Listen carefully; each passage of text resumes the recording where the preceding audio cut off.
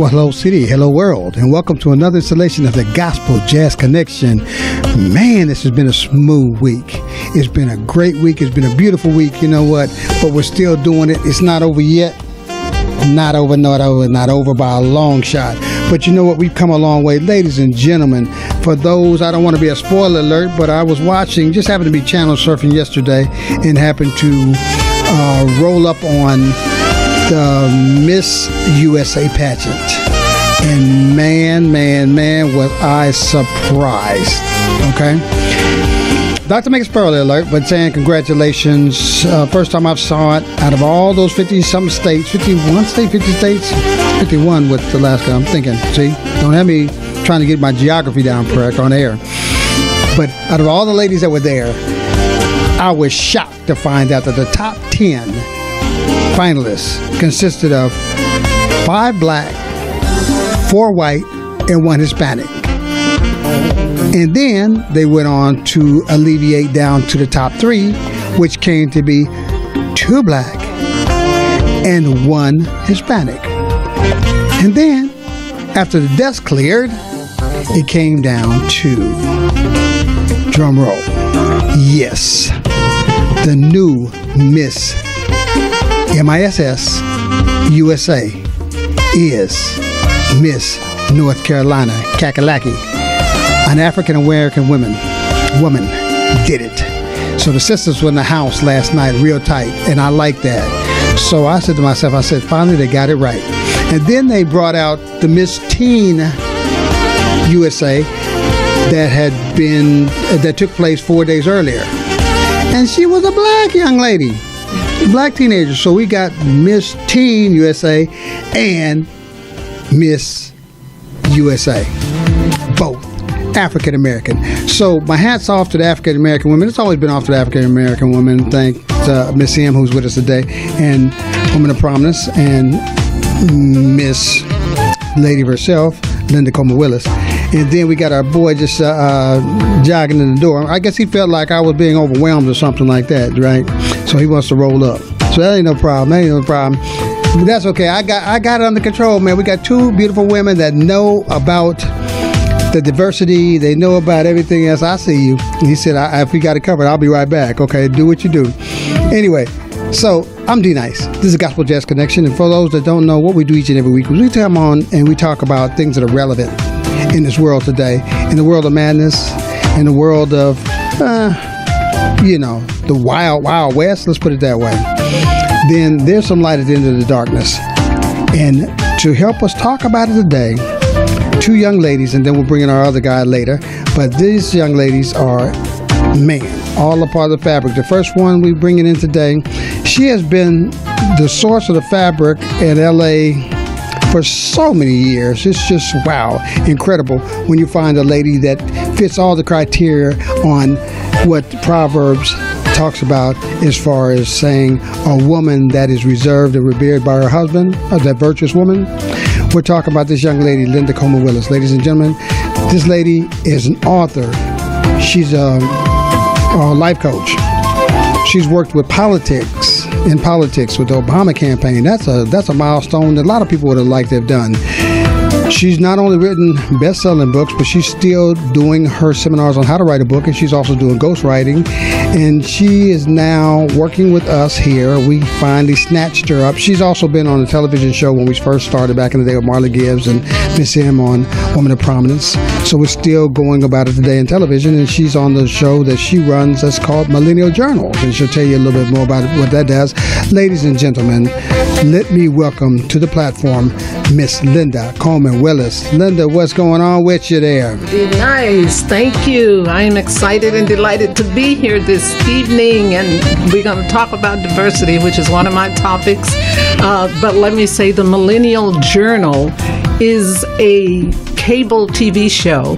And what we do is, I'm a boomer, as you can see, and we talk with our millennials. We interview them. We give them a safe place to come and let's have an open, honest, frank conversation about the differences about the challenges, about how to bridge that gap between the millennials and the boomers and Gen X, which most of their parents are. So it's an exciting show. It's exciting for me because I'm out there. I'm always meeting them.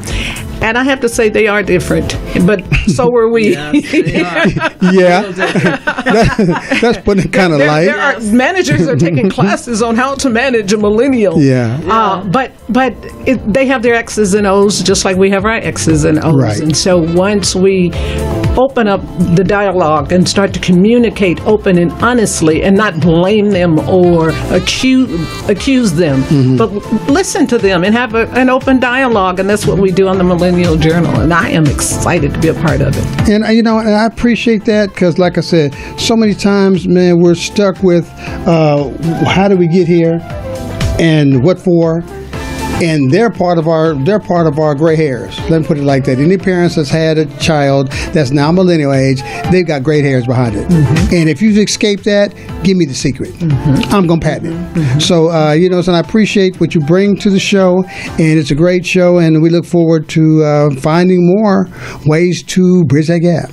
Yes. This next young lady, she's been the fabric for a long time in the scenario with Women of Prominence. I work with her in the organization. I do the video aspect. I put the face to the faces that are there. And so this lady's been around a long time. She's in a profession where she's a part of the defense contract world, so that's a whole different world than the engineering world, that space age world. So she's got that engineering, analytical type mind, but she also has a love for what she does too, working with young people, with women, and with all the other people that need her to work with them, and that's what she does. And so today, bringing her on again, you know her from radio and television as the adorable Missy Emma. So there she is, ladies and gentlemen. Missy Emma, welcome to the show. Well, thanks for having me. So tell us a little bit about what's going on in your life right now. Just work, and more work, and I try to fit in as much community service as I can. Like tomorrow, there's an event down at Trade Tech where Dawn Lewis, the actress, is providing STEM classes and training to our kids that are in junior high. Well, junior high, I'm dating myself. They call it middle school now, in high school, and trying to encourage them to go after scholarships and get funding to go to college to graduate and become engineers. And to think out of the box. Don't just think that I'm going to grow up and be a nurse. I'm going to be an engineer now. So they're going to be out there all day long from 8 o'clock to 5. She's going to feed them. She's giving them school supplies. And we're trying to get as many of our African American kids out there as we can. I love it. And I just, I put him on the spot too. See, I had the camera up and let him walk in the middle of this one here because, see, he comes sliding in the home base. That's what we do, huh? Yeah, man. Hey, this young man is one of the guys that's been in the music biz for a long time. He's written numerous songs that we've known and loved, and if you hear me like, oh man, who wrote and you look behind the scenes, he's getting the royalty checks, or some of them.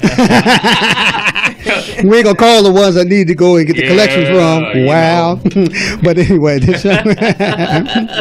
so this man has been doing the music thing, and he's still doing it. He's with a new group. He'll tell you a little bit about the Funkalicious, and they've been hitting the scene strong, man. They bringing the funk back and keeping the funk alive, so to speak.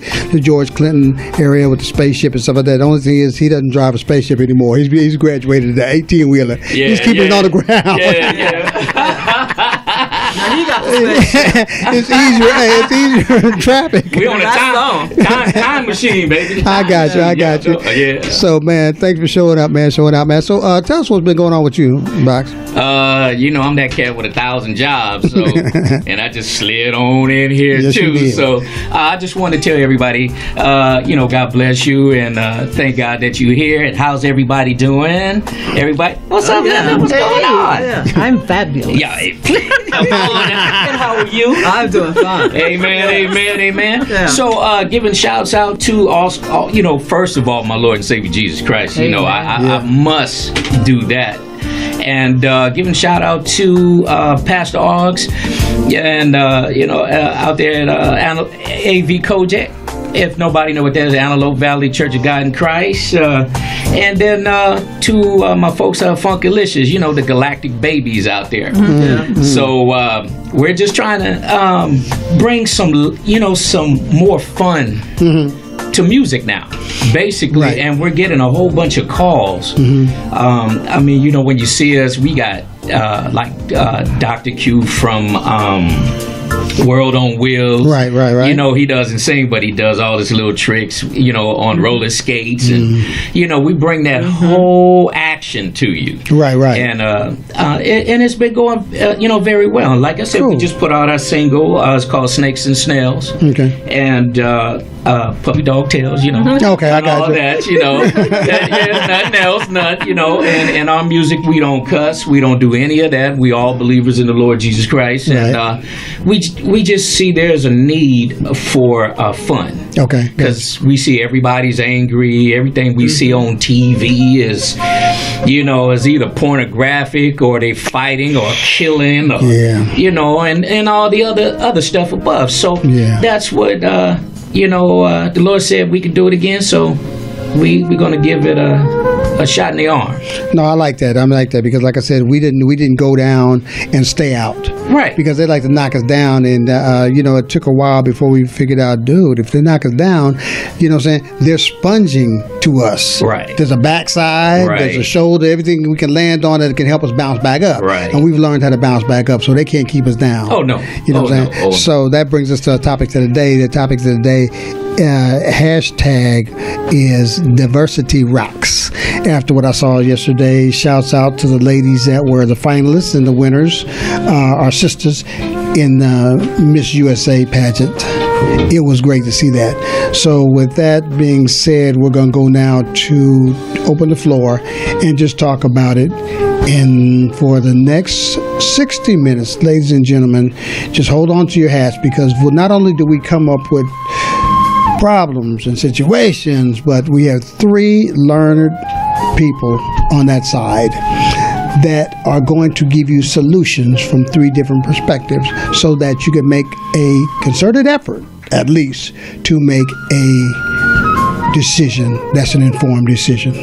So that being said, Diversity Rocks.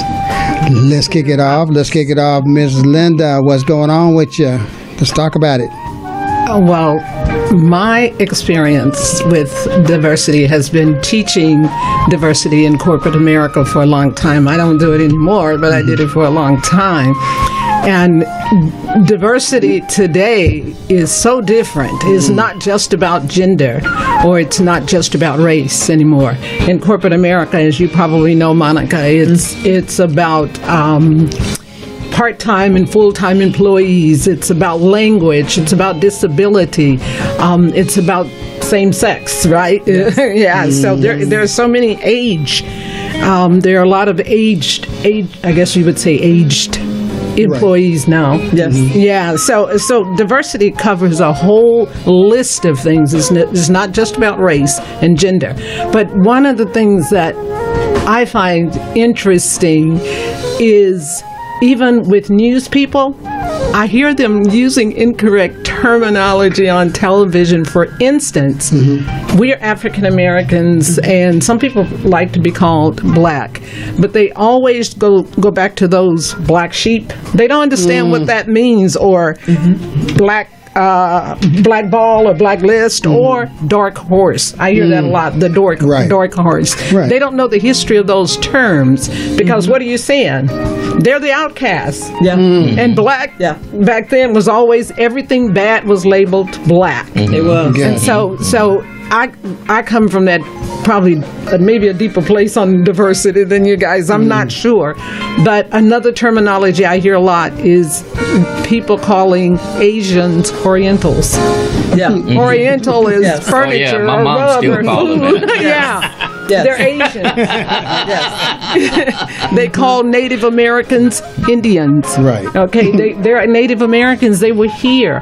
So I think to distinguish what you should be saying is understand if that is what we're calling ourselves. You don't hear Asians calling themselves Orientals. No, you don't. Yeah, so yeah. I hear them call it the N-word now. Yeah, man. they're doing that too. Oh, yeah. Oh, yeah. Yeah, Oh, everybody's doing it. Yeah. Like it's a badge of courage. Who's calling who the N-word?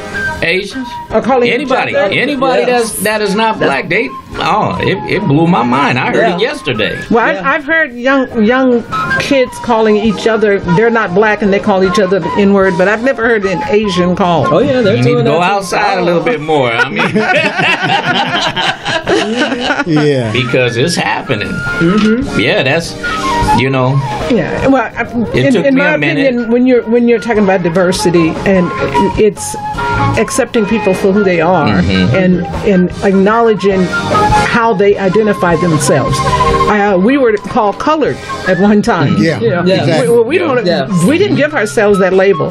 So the rule of thumb is basically if they didn't give themselves that label, you shouldn't be calling them that. Right. Yeah, Right, that's somebody right. That was else's given to terminology. right. So that's kind of my experience with diversity. And like I said, my teaching and coaching was in corporate America, and it was always we were teaching acceptance, not tolerance. Right. Because tolerance just mean I'll put up with you, but how and the best way to accept someone is to learn about them. Now, see, I work in corporate America Yeah. now, and so the millennials that are working with me, they have a problem with being called African American. Oh, is that right? What do they want to be called? I'm asking them now. We're having some meetings coming up on that. I was like, well, what do you want to be called? You don't like By the my word name? black. You don't want to be called African American. What do you want to be called? And they can't come up with anything yet. But they just don't How do they want to feel be about called that. millennial? They have an issue with that too. Oh, yes, they do. Some of them do. I've big interviewed issue some with of that. them. Not all of them, but some of them do. Some of them Yeah, do. they're like, why are you calling us the millennials? You were born in the millennial. Yes, you were. And you act a certain way. We've categorized you into that area there, just like we have Generation X. Like my kids are Generation X. So they're in the middle of all of that. And I could deal more with them than I can with the millennials. Of course, Gen X raised the millennials, so the further away from us, boomers, Well, I got millennial it was and different. down. At home? Oh, no, they all grown. Oh, okay, I thought you said at home. I did too. I Oh, was no, like, they all grown. Oh, no. My oldest, I was like, you gotta explain that, man, huh? My oldest is 34. Okay, I got that. Yeah, okay. I want to throw one more out there because we live in California and it is so diverse, but oftentimes you don't know whether it's Latino. Most of them do not like, for your information, Hispanic. Right. Because Right. that was Yeah. given to Yes, them. That's yes. not their name. The most of them. And then, of course, you have Mexicans. And Mexicans are from Mexico.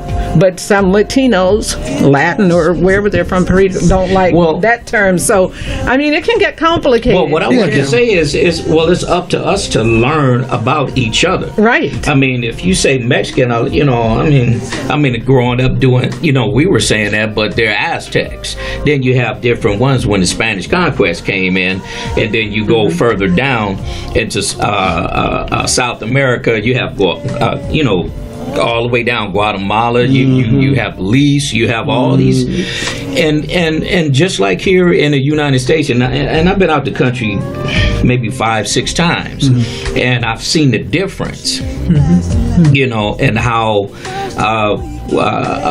we are approached, the way we are, talked to, and this and that and the other.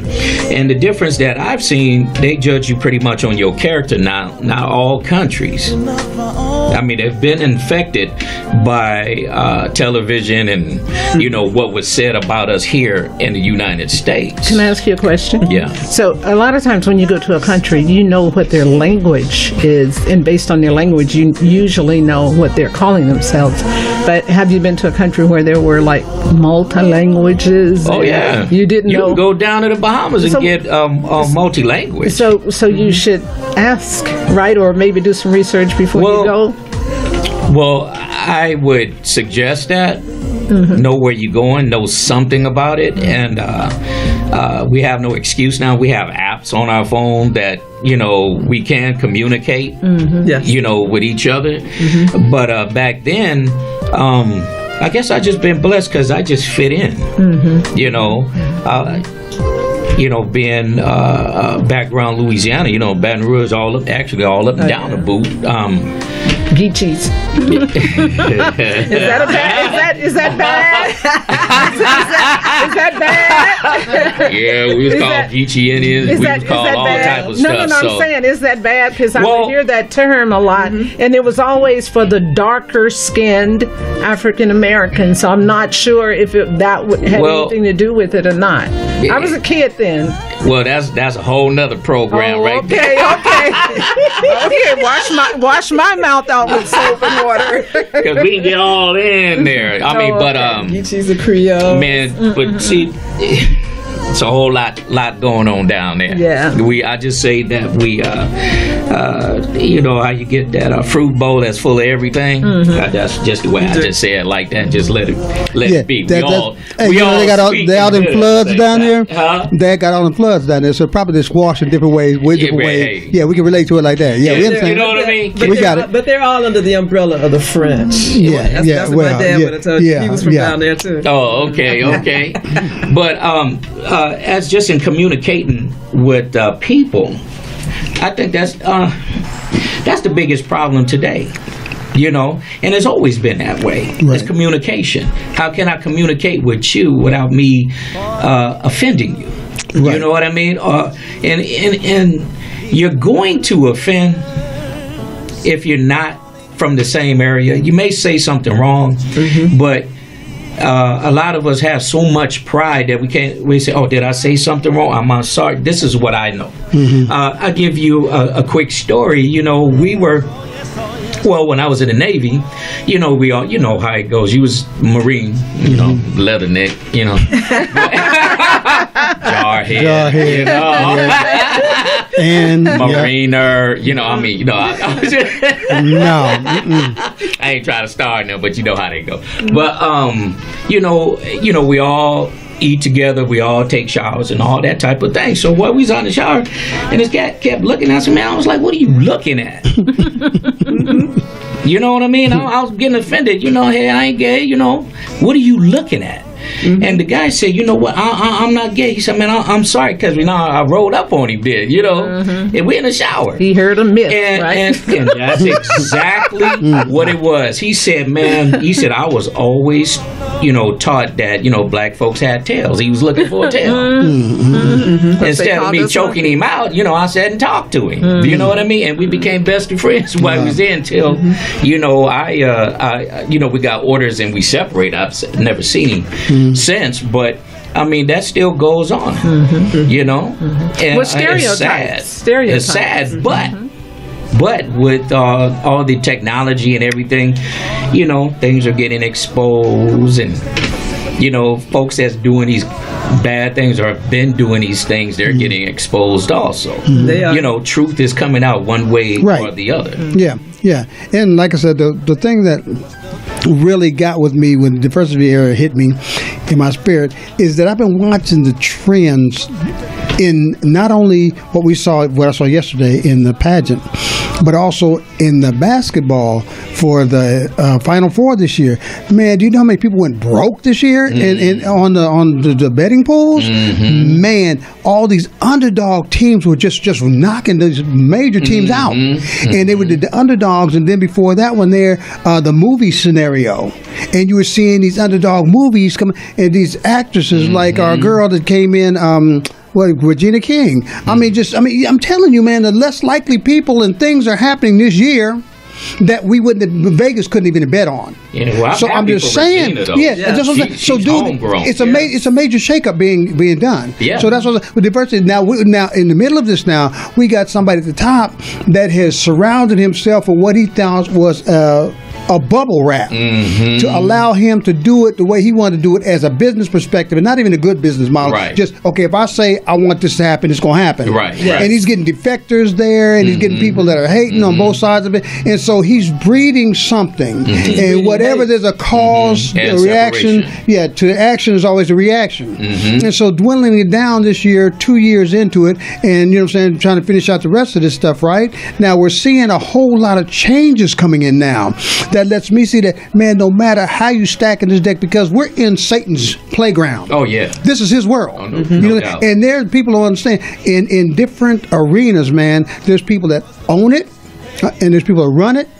And the owners, like I said, don't necessarily have to be in the same category. There's people that run it. Now, if you're running something, then you're in charge of the day-to-day activities and all that other stuff supposed to be and how it's run as an overall.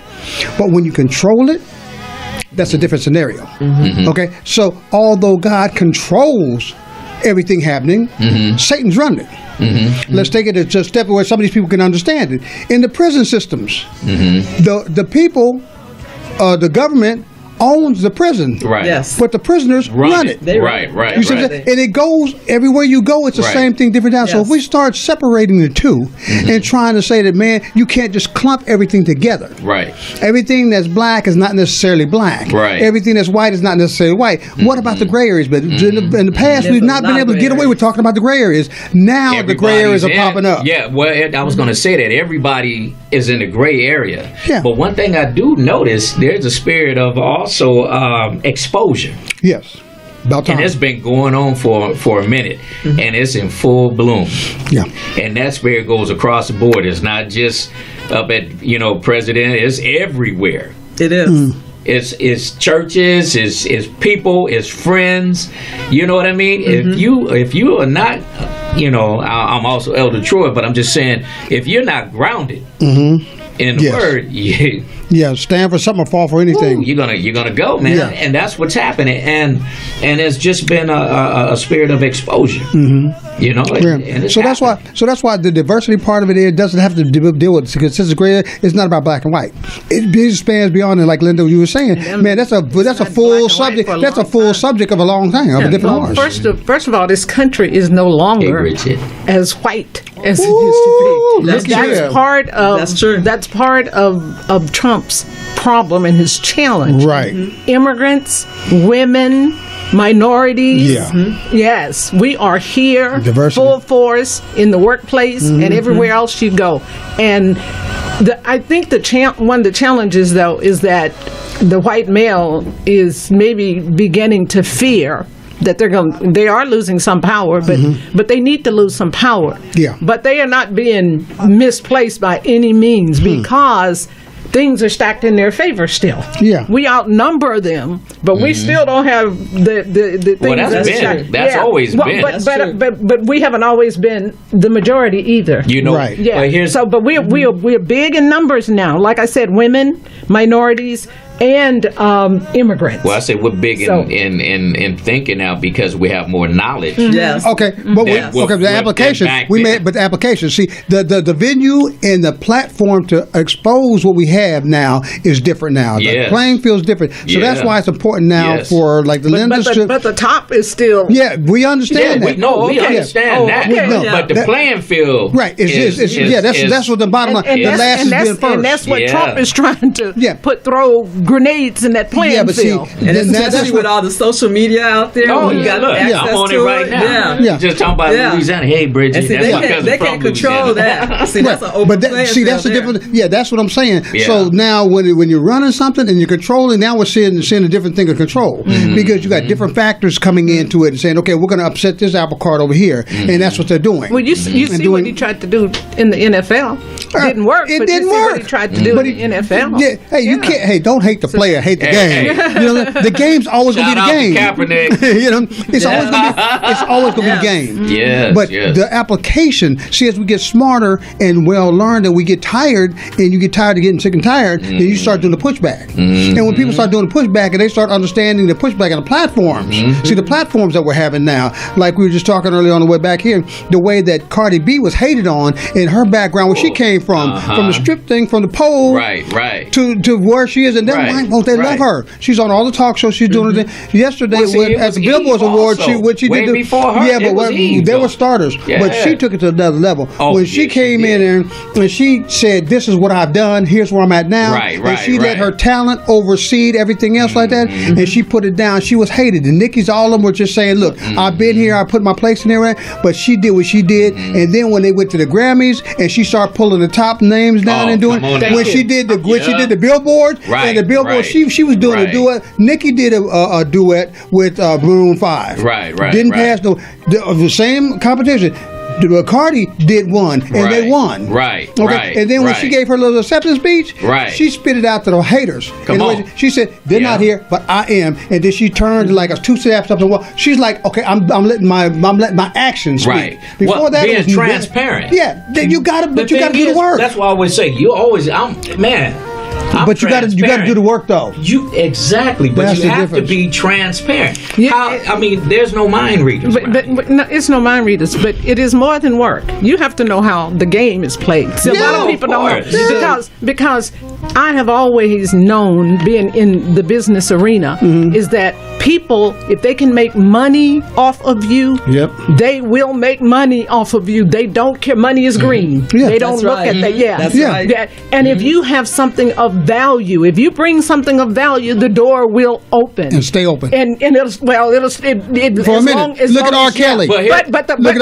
But the good news about the door being open is, remember the movie The Spook Who Sat by the Door? Yeah. We don't necessarily, nowadays, we're not necessarily letting that door close because we're not going through that door for the same thing. We understand how the game is played. Before we were being gamed. We were being used. But see, we're halfway in, halfway out. Yeah, we were so glad to be in. We were just glad to be in. Exactly. But see, now we know what the real game is. It wasn't just the money. See, you got to have power before you get the money. And they underestimate us a lot. They underestimate us a lot. Oh, they're going to keep doing that. The best thing that you can do is be in a space where you're underestimated. That's correct. Because they don't see you coming, and if they don't see you coming, a lot of times it's too late to stop you. That's the part of The Art of War. The book, The Art of War, that's a part of that book there. Being able to identify. I read that too, man. Sat by the door. To be able to identify where the enemy is, who's around the corner, whatever. And see, that's what gave Obama the edge. He sat there and studied. He studied all the things in front and behind the camera, so to speak. So when it came time for him to talk about it, how to use it, he went and got those young people that were doing the social media on tap. He knew that's what he needed. And then he brought in his compliance to what he did, and he did what he did and represented, and they could find no fault on him to put him through. Now it was in there, they said, we've got a monster in the White House. So they tried to sit on it. That's okay. Yeah, they got pictures of him all up in Occidental College over here in Eagle Rock, where he went. Yeah, but I'm also, saying. He was doing stuff. But when he stepped up there, he was prepared, right? Yes. That's what I'm saying. You have to be prepared. We're all saying you have to do the work. Yes. The thing is, when Obama stepped up there, he had lost in Chicago before, so he knew what it felt like to lose, and he knew how to pick himself up, and he knew what to do, and he brought people into his sphere that was willing to help him, and he learned because everybody knows Barack Hussein Obama with a name like that. People were saying, so he brilliant man. I can tell you, I worked. You worked on his campaign. You worked on his campaign. Well educated, well knowledgeable, strategist, but not just him. He put brilliant people around him. Even his wife. Even his wife. Oh my goodness. Him who finds his wife finds a good thing. That man found a good thing. That was a staple. Equally yoked. When he walked out there, remember how they were making fun of him? He was talking about hope. And they was all that hoopy stuff. Oh, no. He knew what the people wanted to hear, not what they wanted to hear. The people wanted to hear. But he stayed grounded. He stayed grounded. He stayed true to what he stepped out there. And every black person that ever watched him when he was in, we used to go, watch how he walked. Oh, I said, he ain't. I said, that's an educated hood right there. I said, check that walk out. He put wagons in the word swag. Man, he had swag. And when he won, he limped even more. He survived Chicago. Yes, he did. He survived the south side of Chicago. Come on. And 2 terms in office. So many of us. Okay, and 2 terms in office. Right. Okay, that's a lot, dude. Yes. To come and they were hating him ever since he walked in the door, but yet and still he got a second term. We ain't got enough black folks to put him in there. So for that second term, it wasn't us that kept him there. We did. Because he had 98% of the black vote. So, but how much? But no, I'm saying it wasn't just black people that put him in there. But he couldn't have been. But he wouldn't have been in there without us. No, of course. We got 98% of the black vote. Yeah. But he had some white folks along the way, even after the first term. He had some everything along the way. Even after the first term. He had some everything. Yes, he did. Yeah. So I love him, man, because him and his wife never changed colors. No, they stayed black. They stayed the same. Yeah. Okay, and they'll let you know it. Right, and they still are. He's putting his library right in the area in the neighborhood, right? In the hood, Chicago, where they grew up. Right, he went right back to Chicago, of course. And he's got a award thing tomorrow with the name of the street. Right there on Crenshaw. Really? Crenshaw and Rodeo at 11 to 2. Ladies and gentlemen, wait. What? Not only is it Crenshaw, they are connecting Obama Boulevard to Martin Luther King Jr. That's exactly. Now you're saying. Now that's heavy. So for those you got to go on to what is it, Monica? What's the website? Going to Eventbrite. They have all the tickets there. Yeah. It's free. They're gonna have concerts all day tomorrow, starting at 10 in the morning. It goes all day. They're gonna do the presentation. Dougie Fresh. Street tomorrow about 4:30. Yeah, but you gotta have tickets. Yes. And you get the tickets from Obama. It's called Eventbrite. Go to Eventbrite.com. Oh, I went to Obama Fest. Obama Fest event. Okay.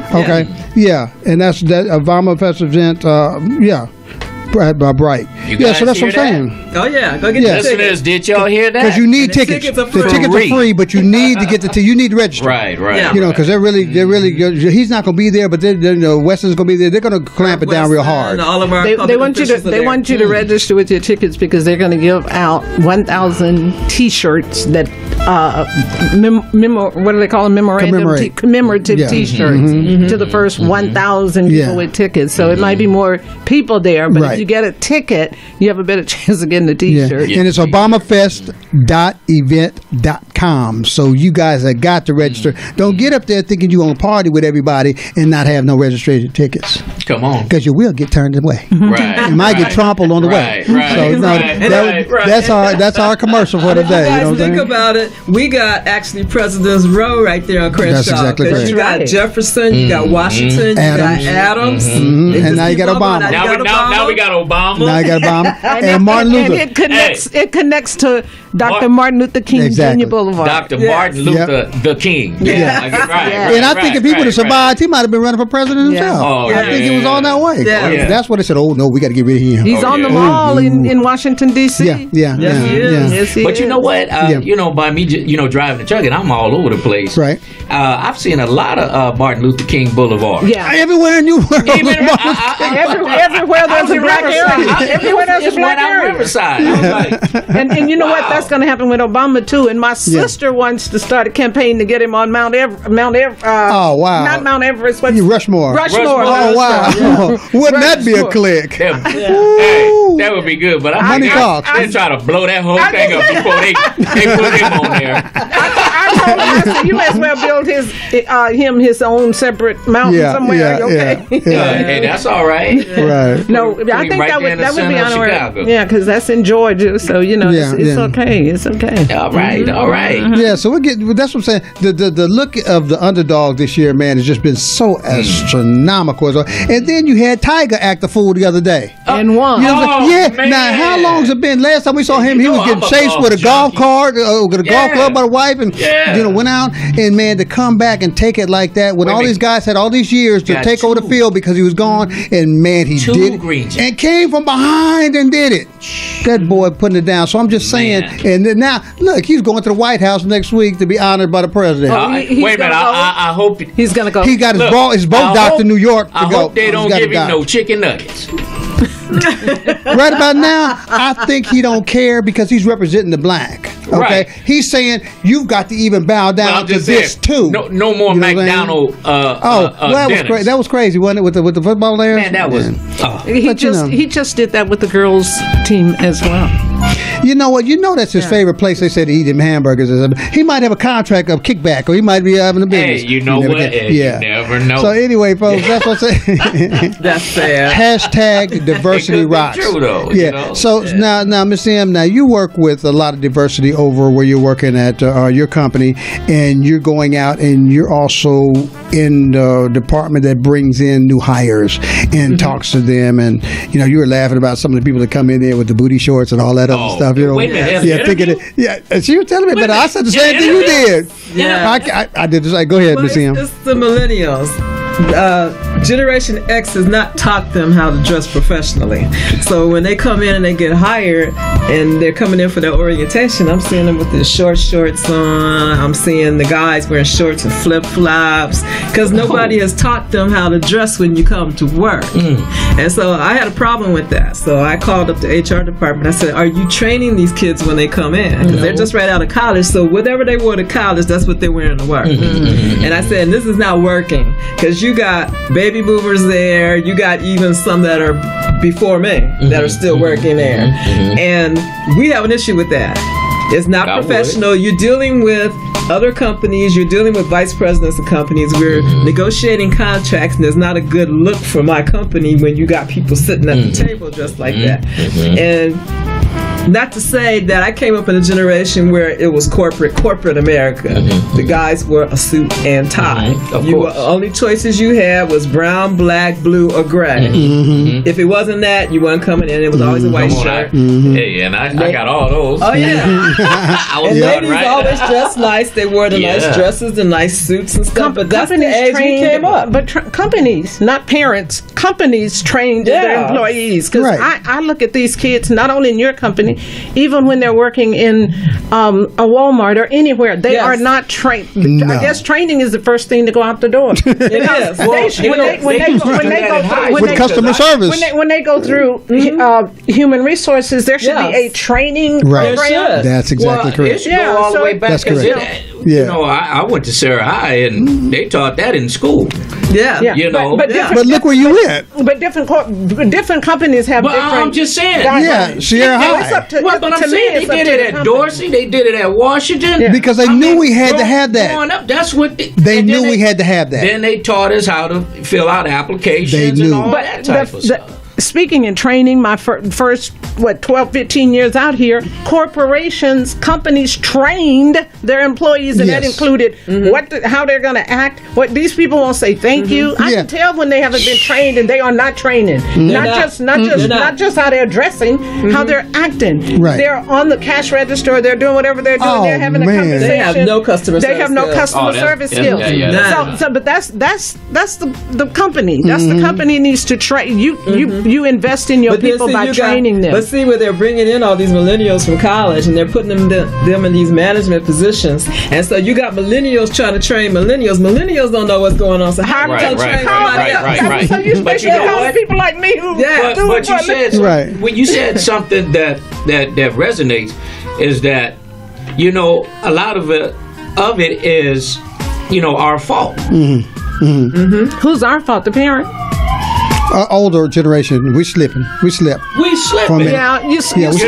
when they enter the profession, the workplace, every company has their own guidelines, their own standards, their own, don't they? But they've relaxed it a little bit. They've relaxed it. They relaxed it a lot. They must have just relaxed it over the last 5 years. What I see, honestly, and just being transparent, we have a lot of, just speaking on men, and it's go for women too, but there's a lot of boys in grown men bodies.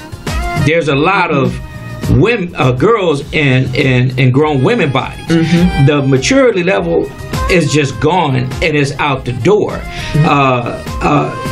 How many times that you see, and I know it's going to be a big number that even if you walk out here and you see a grown up, they still in khakis, t-shirts, and trucks, and I'm like, they're trying to wear the same thing that these millennials is wearing. But see, there's no distinction. How are they going to respect you if you looking like them? You know what I mean? See, when we grew up, there was a difference. Right. Yeah. You knew that who was grown, and you know what I'm saying? Hold on. Linda said, hold on. That is why millennials don't talk to us. You can dress like them and get their respect. You can look like them and get their respect. I don't have to go and put on I came out of the real estate financing market where everybody, she's right, suits, whoop, doop-de-doop. I get to the speaking arena and it's not like that. They don't wear, you go hold on, but wait a minute, I'm making a point. Go ahead, Linda. I'm making a point. When kids, or my little grandson, his mom let him, he has kind of blondish, you've seen him, kind of hair. She let him put some blue on the tips. that just, 10 years old, so I agree with what you're saying. But when they cross into the professional arena, if we're putting me down because suddenly I have to look a certain way because they have to look, no, we need to teach, we need to train, and if someone is going to come to work for me, my company, these are our standards, right? Or they don't come here, go over there where you can wear your booty shorts. Go get on a pole where you can wear your booty. They wear booty shorts. That.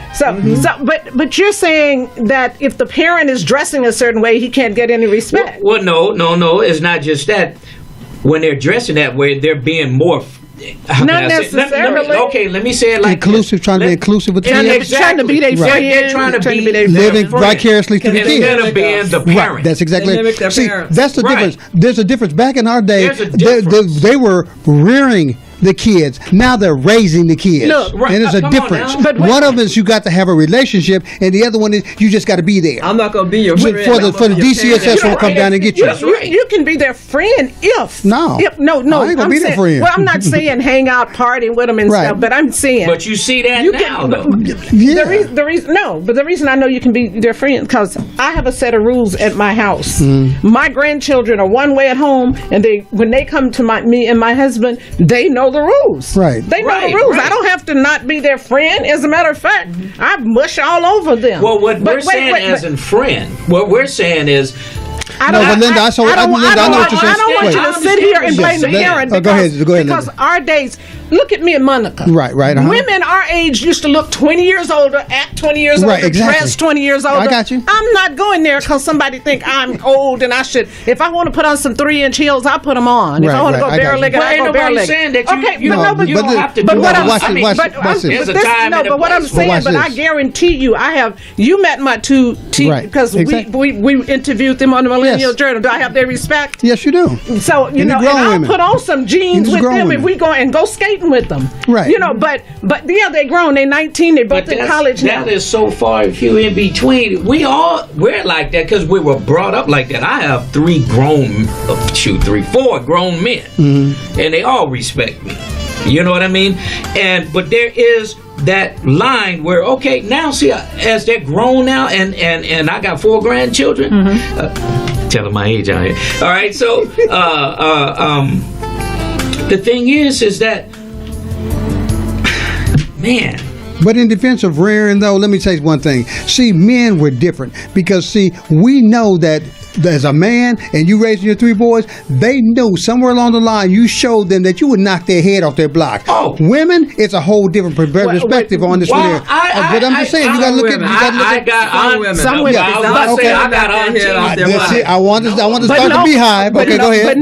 But no, 85% of our homes was raised by a single woman. That's what I'm saying. So it doesn't mean that she was loose or she was anything. Right. The man wasn't there. She did the best she could. But that's It's home training. Right. But what I'm saying is, when you have, yes, we do. Don't say we don't. Not have as a totality. In other words, we have it. Totality. Right. It's a different era.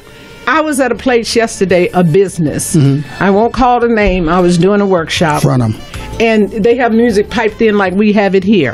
But in the back, the brothers, 2 brothers and a Latino guy, they were at lunch and they were playing a rap full of 4-letter words. I couldn't believe it. It was going through the air. The N-word and 4-letter words, nasty words, nasty words.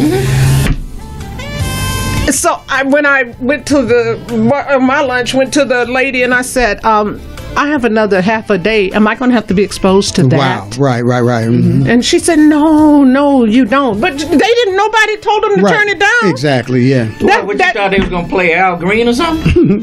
Probably scared of them. This is a workplace. That don't mean nothing. Okay. Not now. So no, but this is my point. Okay. If they were in my business, I don't care what their mama let them do. Exactly. At home. That's your business. No, but I'm saying Monica, you did the right thing. Monica, you did the right thing, right? Did you hear what she said? In my workplace, we do a lot of events. She said I called HR and we said have a lot of events in my workplace, and they do what they're accustomed to doing, and a lot of times it is wrong what they're doing, and they'll bring it to the workplace. But whose fault is it if it's happening at your and all work? this other stuff, Whose fault and they is feel like it's okay, and then when we cross them about it, they feel like we're attacking. You shouldn't them. have. You shouldn't have. You're from that generation. That's the way they come back. But they're hired already, right? But no, they're hired already, right? Yeah, You they're are already attacking them. If they hire them like that and they let them do that, Right. you are And so our attacking HR them. department tells me, they're like, well, we're going to let their managers handle it. I said, you know what? I got that. I'll handle it myself. Yeah, you See, I'm from that generation. You don't pass the buck. You handle it yourself. My mama, And so I talk to these kids and I say, no, you can't do that here. Right. I'm not your manager.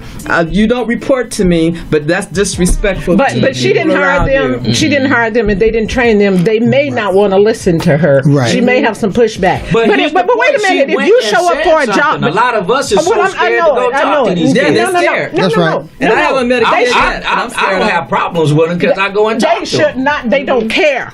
If you hire somebody in your business and you let them come into your business that you have built, No, and we got that. wait a minute, and behave like that, that's your fault. That is not Right, mama's fault. right, That's not the right, manager's fault. right. Because a management is managing. Wait a minute, managers manage what manage Right. what the Right. COO puts in there. Right, but if they had they're home managing. training, you wouldn't have to do all No, that. that doesn't have anything to do with home training. I had home training. Right, And see, right. I've always been in corporate America since I was 13. And my mama told me, this is how you dress when you go to work. Right. This is how you dress when you go play. So Right. I had in my closet church clothes. Come on now. Play We clothes. did, we did. And work Wait a minute. clothes. But and that's you not- still have it. But I got nowadays, church clothes. No, we don't. Yeah. No, we Yes. don't. No, we don't. No, we don't. And I got I work see clothes. grown women at church. No, they don't. I see grown women at church look like they just came from the Yeah. club. Not my church.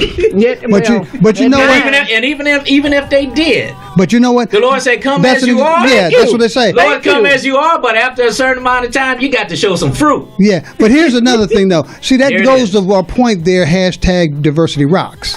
Because we're in a place now to where like at her company, which sponsors everything going from this coast to the west coast. I mean, she's in aerospace, and she didn't tell you who she's working for, but she's one of the major players in the field. And so you've got billions of dollars coming through each location. See, then everybody's got to have their own corner, and if they're satisfied with this over their corner, then they're going to leave that alone. Right. That's what they do. They're not trying to. Who's ever at the top is saying, "Let's make that money. Right. Let's keep it going." And I That's can it. understand They don't defense care. contractors that Obviously, happen. they don't But if care. you're in a smaller business or whatever, small workplace, then it's more definite. You can see it more, Right. and you can pretty much put the finger on a little more. So Right. see, there's differences with diversity, and that we got to embrace diversity. We love diversity Right. because if it doesn't inclusively, we wouldn't have the things we have today. Well, so What's go going ahead. to happen is a lot of people are going to do like me. They're going to go online because they are rude. Not.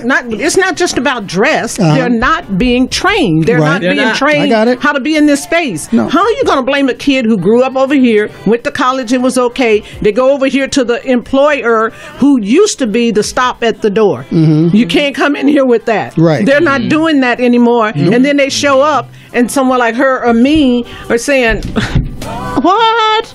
You know, so if they're not stopping it, that's where I put the blame, because there's a whole industry out there where I used to make my money on training. They train their employees. They trained adults.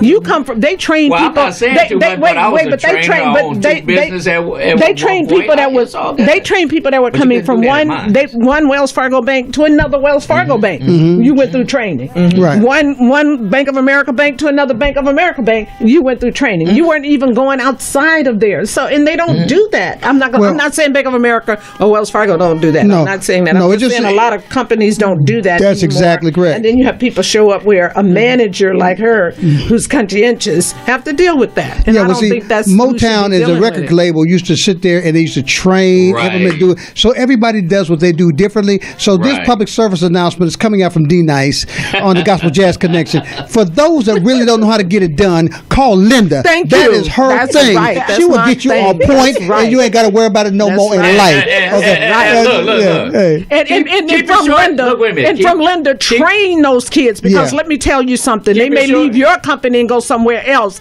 and then they're not hired because of that, or they're fired because of that, or they're not accepted because of that. And I think that these companies ought to put some money into training them the way they want them to be. And I agree. I would feel attacked too if you hire me and bring me through the door and don't say nothing. Right. It's okay. Now, so thank you. That's our last parting word. I like that at the time. Yeah. So you could have got no water. Oh, Miss M, go ahead and give us some parting words.